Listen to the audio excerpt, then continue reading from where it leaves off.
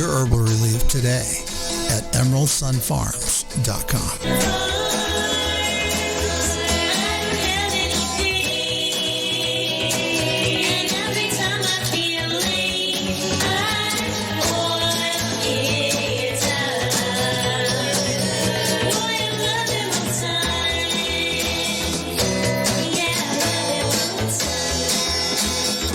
This is the Valley's News Talk and Podcasts. Talk Central Phoenix, a Central City radio station. That was brutal.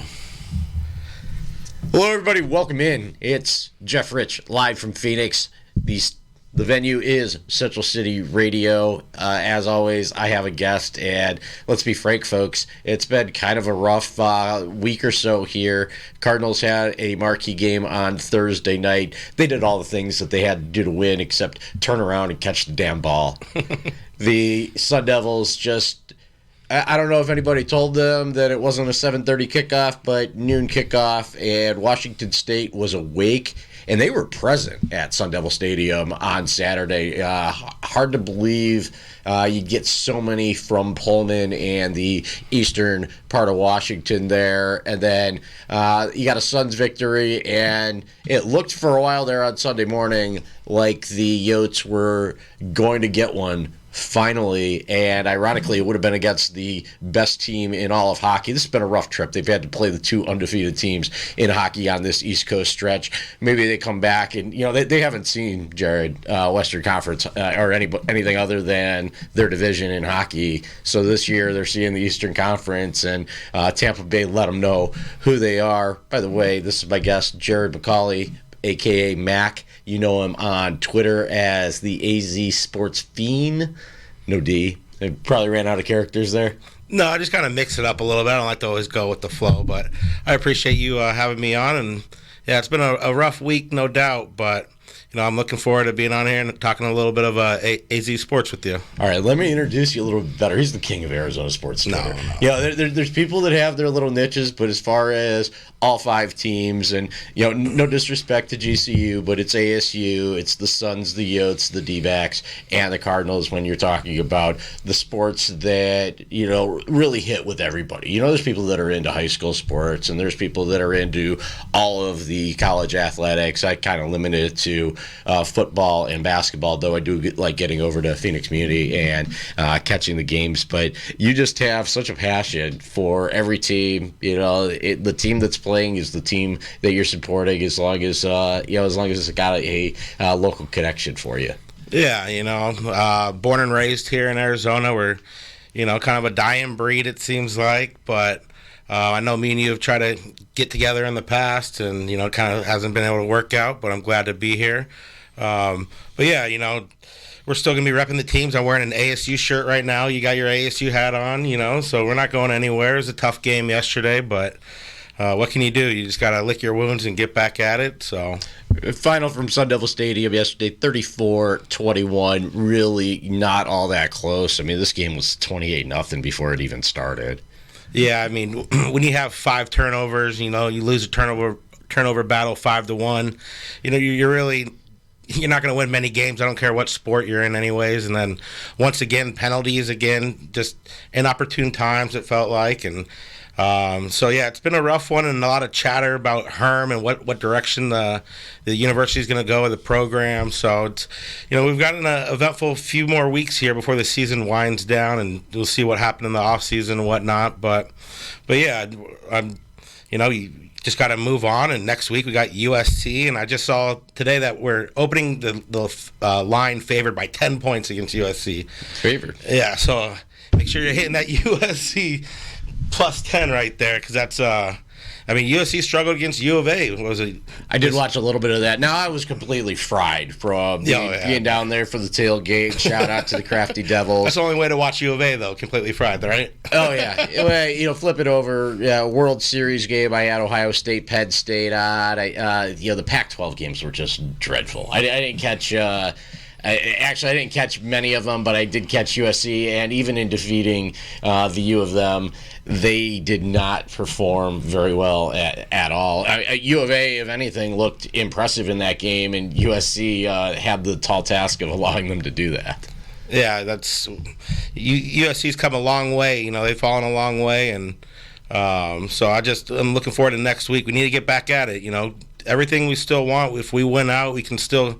I don't like to look too far ahead, and as an ASU fan, you don't want to get heartbroken or anything like that. But you have to stay positive. I mean, we're here. Herm Edwards is going to coach next week. We're still going to, we're fighting tooth and nail, and it was a horrible loss, but. It's tough to see them stuck in the mud, considering all the weapons that they have. They get Chip Trainum from Akron, Ohio. They got White. They should be a better attack, especially considering how dynamic that Jaden could be. I see a lot of Lamar Jackson in him when I watch him. I think that the whole team ticks with him. And if he went down or something like that, I could understand that ASU would struggle if they had to go down the depth chart a little bit. And you pretty much run triple option with Ethan Long if Jaden gets hurt. Right. But you've got these weapons, and I know that Johnny Wilson got hurt at some point yesterday because I saw him in street clothes on the sideline, and you're just not getting these guys involved in the game. It's like Jaden looks to Pearsall, and if Pearsall's not open, he's not throwing the ball anymore. Yeah, that's one thing. After Frank Darby left, and then Brandon Ayuk the year prior, it does feel like the coaching staff did not bring in the adequate weapons to the outside. We're running, smash mouth football, and that's cool and all, but you need someone like Jaden, who, like you said, it reminds you of Lamar. The way his escapability, and then his arm downfield, his arm on deep pass, you just don't see it now in these games anymore. And on the season, he has 7 TDs to 5 interceptions passing, and a lot of people talked his freshman year. Is he going to be 3 and out guy, hit the draft? But I think there's no question about it. He needs to come back for that 4th and final year next year. If Herm's back, if the staff is there, because I think that if Herm leaves, the whole thing just. It crumbles as it is, but really, what is it? Because it feels pretty much like we're in the same place, this far into Herm's tenure that we were into Todd Graham's tenure. And I get the reasons for moving on from Graham, but it doesn't seem like we've really upgraded here in Tempe. No, then it seems like we've kind of gone backwards, at least to a point with turnovers. A lot of fans are calling it even worse than the Dennis Erickson era, and that's speaking a lot. Thinking about. Those rough times and how undisciplined they were. Well, I'll tell you what, if Vontez Burfict was a disciplined player, and we were talking about him during the course of the game yesterday, if he was a more disciplined player, everybody that coached him, including Marvin Lewis, might still be in Cincinnati if Vontez Burfict had a good head on his shoulders, because he definitely cost him some games.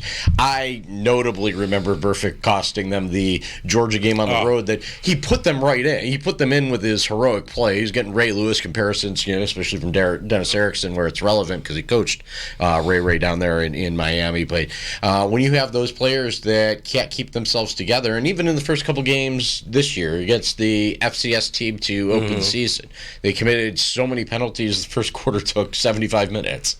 Yeah, I don't think anyone would be surprised. We've lost a turnover battle in every game this year except for the UCLA game. And they were victorious. And that was their most dominant, probably win of the year. So it is disappointing. And like you said, just kind of like we're stuck in the mud. And, as a diehard ASU fan, it's kind of hard to see. You always get your hopes up and, it's just one thing or another. Yeah, UCLA didn't help them out at all against Utah because, they basically need Utah to lose somebody else in the South to keep them in the hunt. So now it's the same old story. Do you want to go to the Las Vegas Bowl or the Sun Bowl? Another year, same destination. I have contemplated just about every year that they've gone to that Sun Bowl of actually going, and then we have this charity event that we do right before Christmas, and it's a New Mexico-based charity, so they come in. I end up talking to them about going to El Paso, and I talk about when you see like ASU or the U go in there to play in that Sun Bowl. My buddy just tells me, he's like, the wind coming off that mountain on New Year's Day or New Year's Eve, it's just something wicked. So I stay home, and I very much enjoyed when I think they beat Duke a couple of years ago, the last time they were in a bowl game, because we had COVID last season, and I think that threw them off a lot too. I think last year was an important development year, and if they were in mid-season form when they played USC in November, maybe the things don't fall apart at the end of the game. Same with the UCLA game at home, but last year's in the past, they opted not to go to a bowl game, and here they are, 5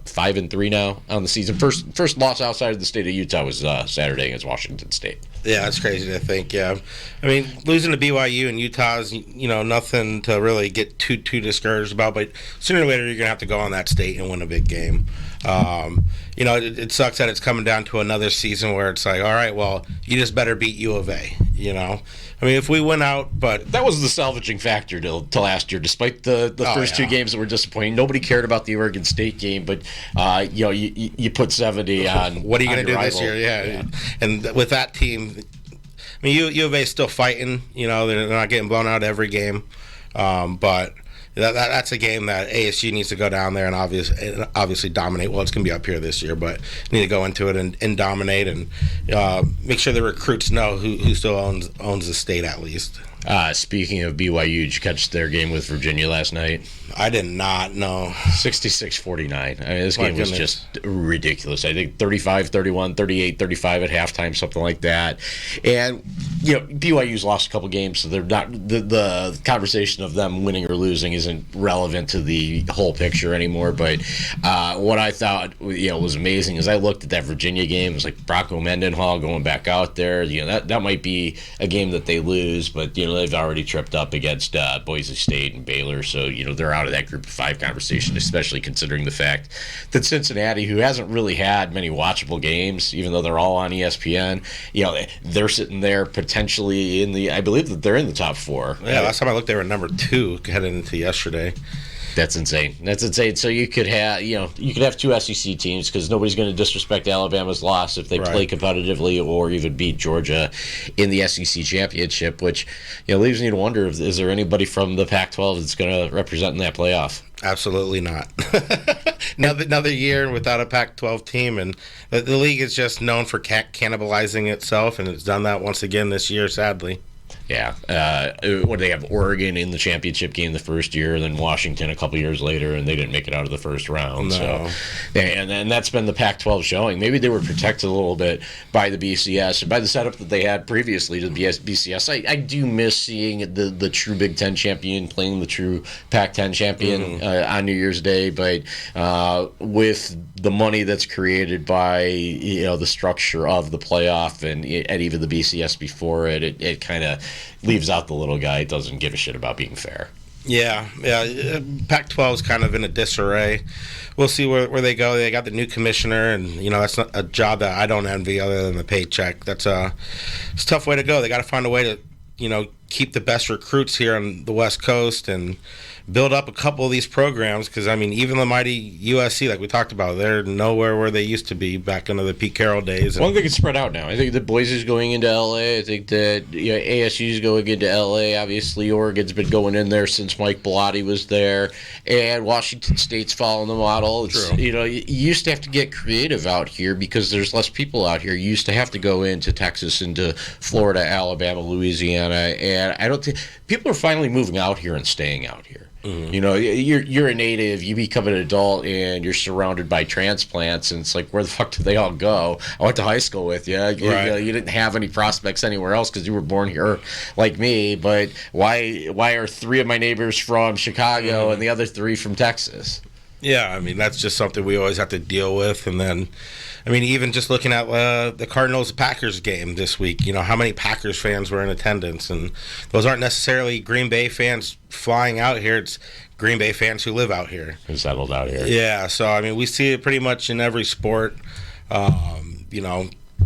Cubs come to town or whatever, the Diamondback Park is full of Cubs fans. And during the World Series, it was full of Yankee fans. Right. And I feel you on the Cubs fan thing because, first of all, I kind of do like the Cubs because I grew up watching them on WGN when my Cleveland Indians were barely on TV at all, regardless of whether they were at home or on the road. But I definitely see it. And during the World Series, I saw it all over Arizona Twitter about selling your tickets to Packers fans. And it was the same dilemma for Cleveland fans. Either they had a chance to close. They had a 3-1 lead, and they had a chance to close out at home in games 6 and 7, and it was like 20,000 Cubs fans screaming in the crowd because Chicago could flex the case around the Clevelanders.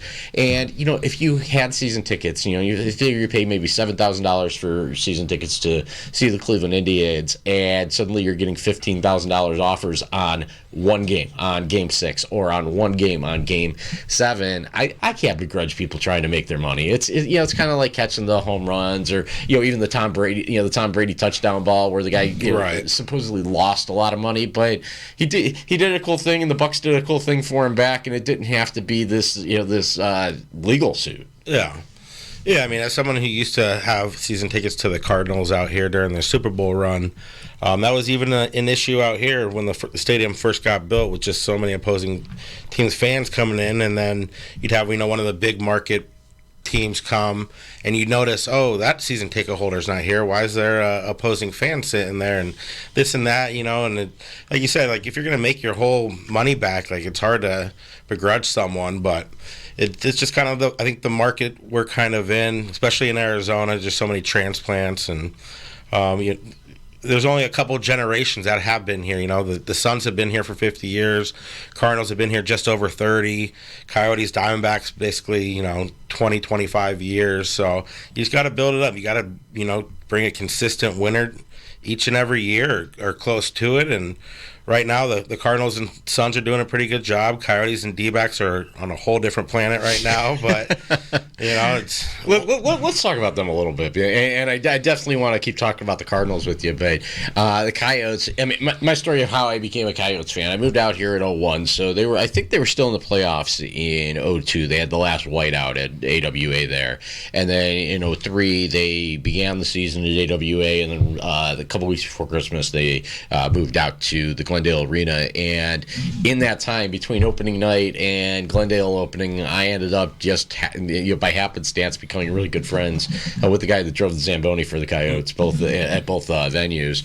So I got comp tickets a lot, and I sat through a lot of bad hockey. But that Thanksgiving night in 2003, Ladislav Nagy scored a hat trick in the very first NHL game that I ever attended. Oh wow! And they beat the Kings on Thanksgiving night. They were already wearing the Sedona red, but they were still playing at the Suns Arena, or pardon me, the Footprint Center. But then they went out to Glendale, and Brian Boucher puts together this scoreless streak that lasts so long it's bigger than the team itself. And he was the backup at that point. I think they still had Sean Burke in there at that point. So that's how I fell into being a Yotes fan. The Diamondbacks were easy because they were playing the Yankees in the World Series. It was a lot like me watching the Cardinals in the Super Bowl. It was more about watching the Yankees lose. It was more about watching the Steelers lose, and it's just devastating because they didn't get back there, and they should have gotten back there with Carson Palmer and Bruce Arians. Oh yeah, no doubt about it. I mean, when I grew up, I wasn't never into hockey that much. It was always my last sport. But when the Coyotes came here, we adopted them. I didn't really have any hockey friends, but started going to games, and just fell in love with the sport. I don't think that the television does it justice. You got to be in ice. You got to be cold. You got to be hearing the skates on the ice, the sticks slapping. So yeah, I mean it's. When they went to that last playoff run, was it 2011 out here? 12 when they beat the Blackhawks. Yeah, and that King series was devastating. Western Conference Finals and losing Shane Doan, I believe that was the series. Yeah. But yeah, just going to those games, just seeing the passion and the whiteouts, and that's something that you just can't take it for granted. There's so few and far to come by around here, especially out here. Cardinals haven't been in the playoffs like you mentioned, 2016, 15. D-backs, they made it as a wild card team, 2016, 17.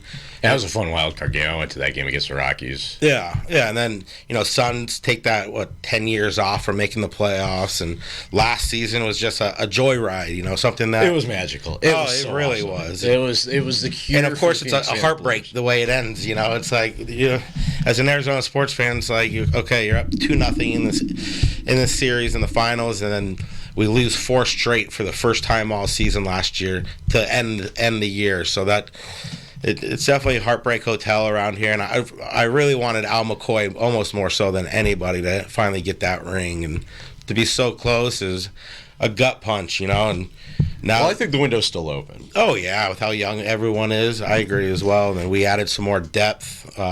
It's going to be hard to replace Chris Paul when he decides to hang him up or go somewhere else. I don't think that he's going anywhere else. I think that he loves playing here. And that's part of what makes me very proud to be a fan of the Phoenix Suns.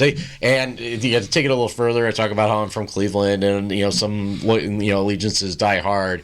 Cavs Suns, it was interesting to watch the dynamic of the Cavs with Mobley and Markkanen, but it was also a lot more fun to watch, especially since he mentioned Cleveland the night that they got eliminated from Game 6. He said, he's got to bring it every night, whether it's a Tuesday in the middle of February against Cleveland, and first time they played Cleveland, he could have taken them. The Nuggets and the Clippers both lost to them. They played the Lakers tough, and I would argue that they played the Suns tough, but the Suns just kind of showed who they were in the third quarter of Saturday night's game. Yeah, the Suns took out some frustrations. We had that nice win early in the year, or what was it, a few games ago against the Lakers.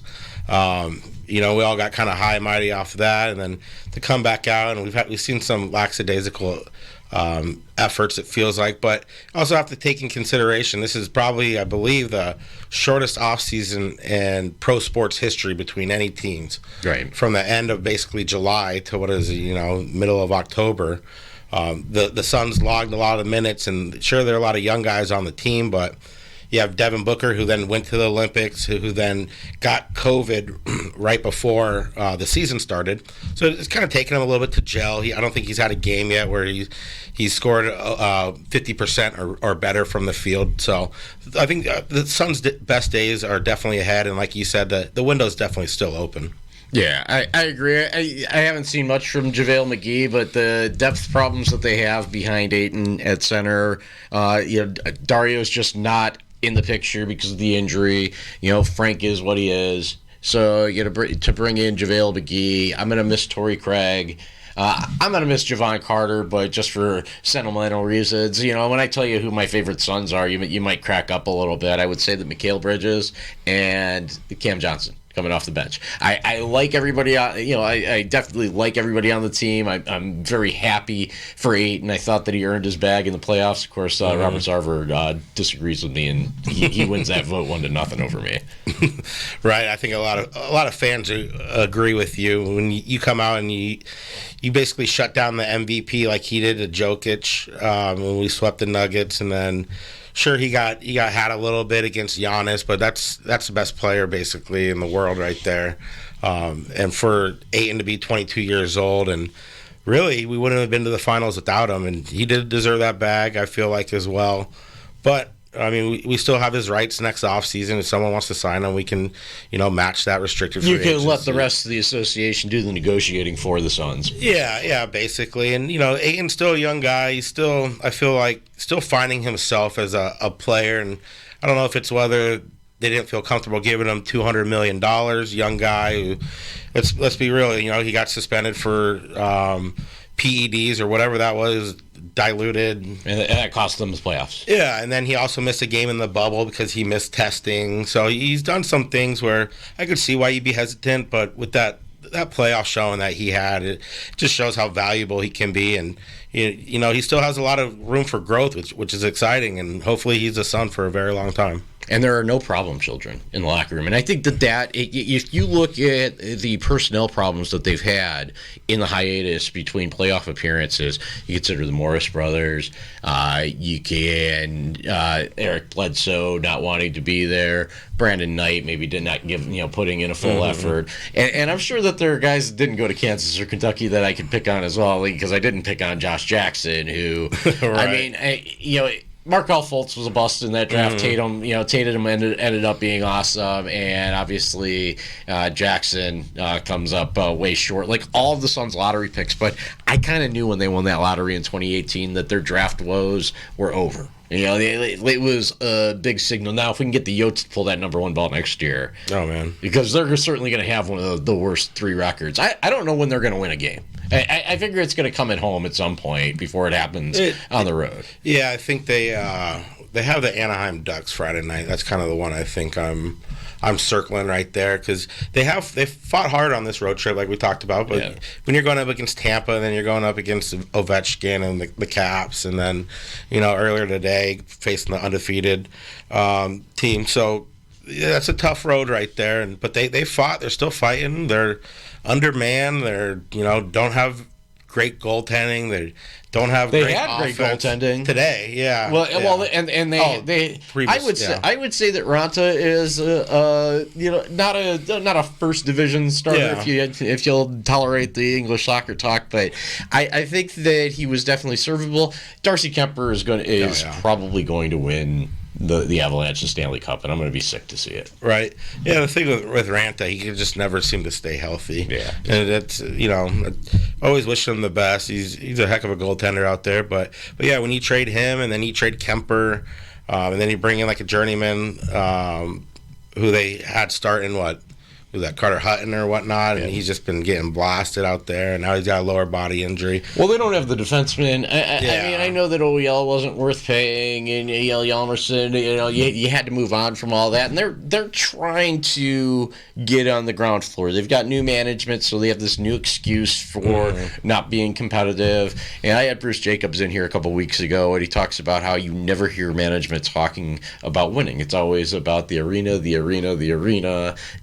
Glendale, and it's never about putting good players on the ice. Like, if they'd have been more patient with Anthony Duclair, you see he's really coming into his own at this point. So I'll take it easy on the hockey talk, because I don't want to keep you too long here, and I want to get to the Cardinals. So let me get we're about halfway through. They're 7-1 at this point.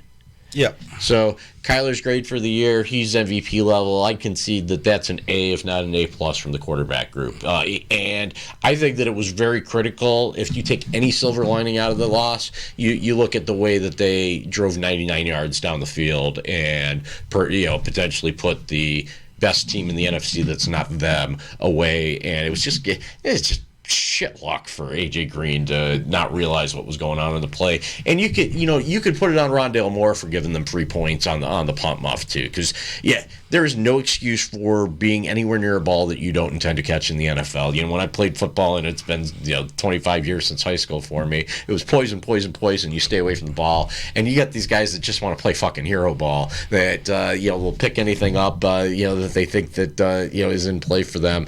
And it was a mistake for Rondale, but he had some plays to make up for it, and this wide receiver group, it's really impressive. You'd think that once you get Larry Fitzgerald out of the way, the Cardinals become an A+ receiving corps, but it's been awesome. Yeah. I mean, Rondale Moore, haven't been very many times this season where you could complain about him besides this Green Bay game, and that's what you kind of got to live with when you have rookies playing, as much as he has earned. That's a rookie mistake. I really would have never expect him to come up on a punt coverage like that or a punt return like that again. I'm sure he'll learn his lesson from that, and it's a shame that the defense got that stop there in the fourth quarter at the end and gave the offense the opportunity to drive it all the way down, and they did exactly what you want. And we had no timeouts there, and 13 seconds left. So you're kind of wondering, why is AJ Green kind of run blocking? But there obviously was a miscommunication somewhere. And there's nobody who feels worse than AJ Green after that moment. No, I'm sure. So it's not like, I know a lot of people you got a bunch of trolls, on social media. I'd stay away from that after games and everything. But saw a lot of people berating him, and that guy's a pro's pro. I would expect him to bounce back, and honestly, I'd expect him to have a pretty monster game against the 49ers coming this Sunday. I want to say it was earlier on that very drive that he kind of settled in underneath the coverage and just a veteran play. You don't expect the rookie AJ Green that Cincinnati drafted in the first round. You understand where he is in his career, and you got studs all around him. Yeah. They're a much better team when they have their best receiver on the field, but you bring in Zach Ertz to supplement the Williams injury. I think that the offensive line has struggled. They're not a team that's known for running the ball, but Connor gives it to you when you need it. Kyler gives it to you when they don't expect it, and Chase Edmonds is he's every down Chase. Yeah, regarding the offensive line, we had our third string center in there. Ronnie Hudson was out, and that showed. And Garcia was out too. Yeah, and Garcia was out, and so you saw that. Even with I didn't feel like Kyler ever felt comfortable back there until we really started running that 2-minute offense at the very end. It seemed like he felt a little more comfortable. But second-year player Josh Jones, who moved from right tackle to right guard, he's had his second subpar game in a row, so that's kind of a little bit worrying. It feels like the offensive line has regressed a little bit. And then you mentioned James Conner, Chase Edmonds. I feel like that's a great compliment back. Those two together, they're obviously not Kareem Hunt and Nick Chubb. But when you have someone like James Conner who's ready to put his shoulder down and run you over, and then you have the finesse of Chase Edmonds who can catch out of the backfield, it's a dangerous team. The Cardinals, I believe, now have 6 guys on their roster who've caught at least 20 passes this year, which leads the NFL. So the distribution, that's even with Max Williams out.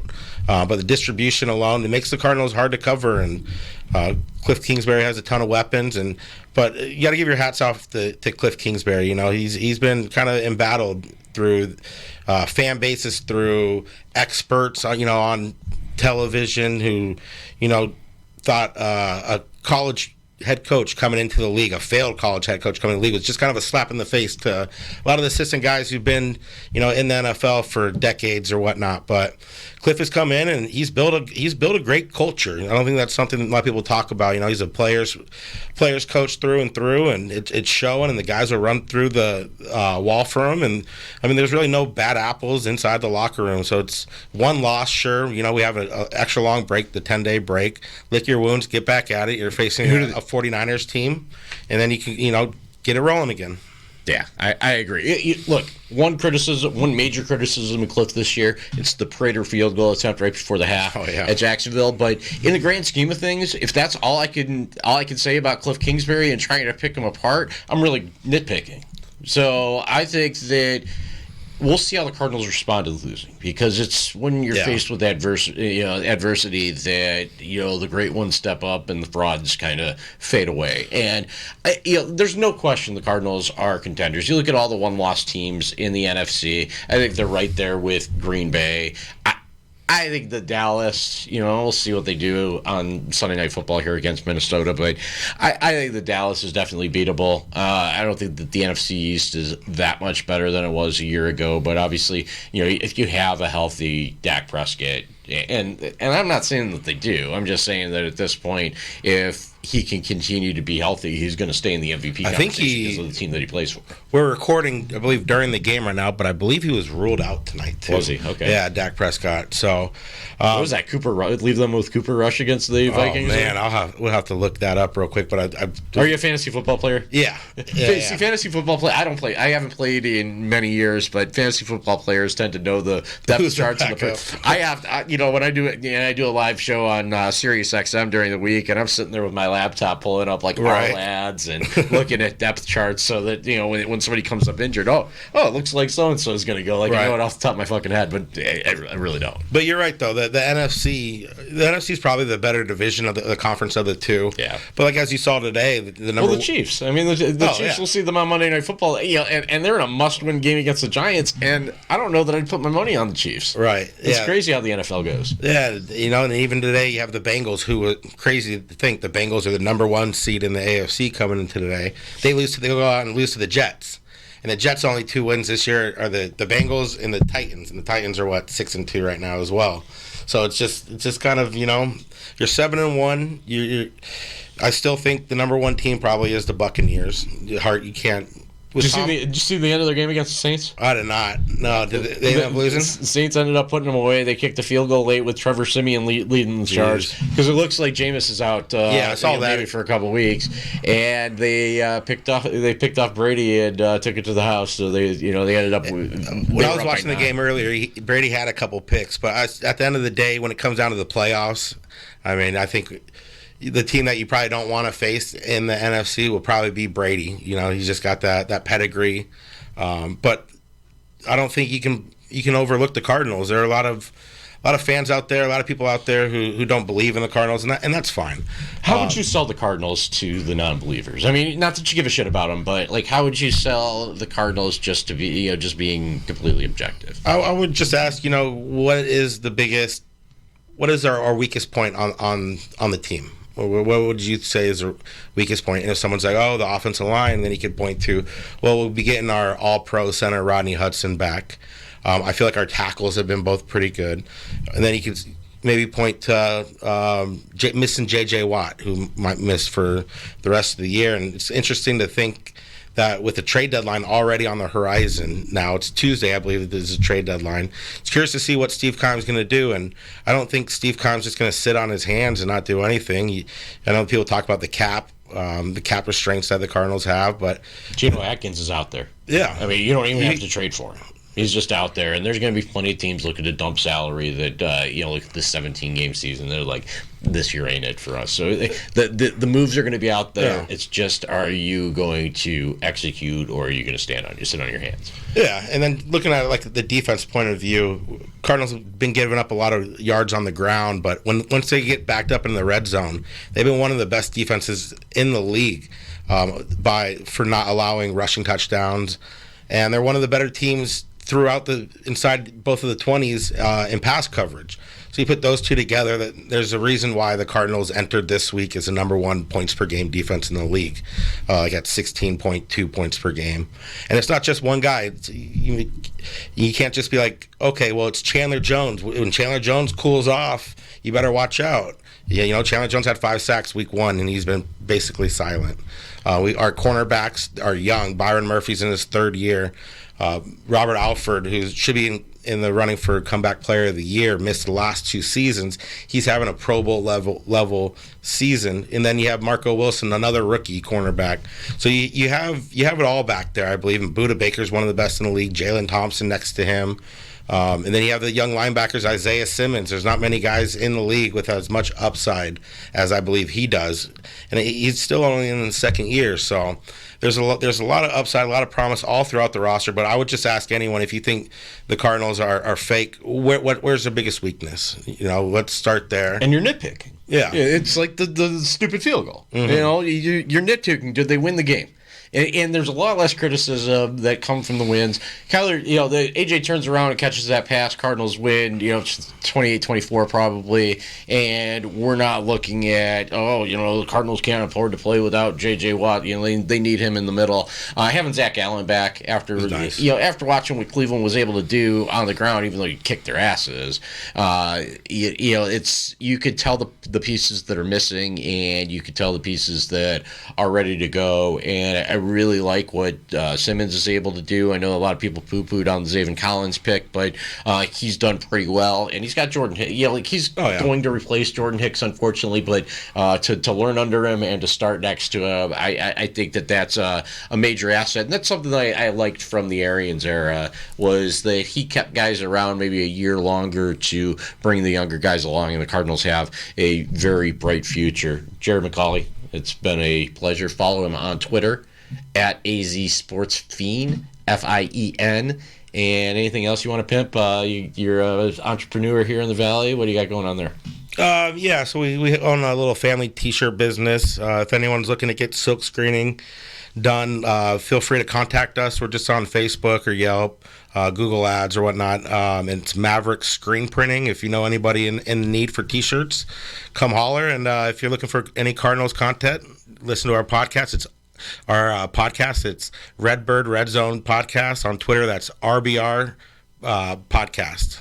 And RBR Red Zone, sorry. And you host that with Jackie, who's J San Diego on Twitter, and our buddy Will.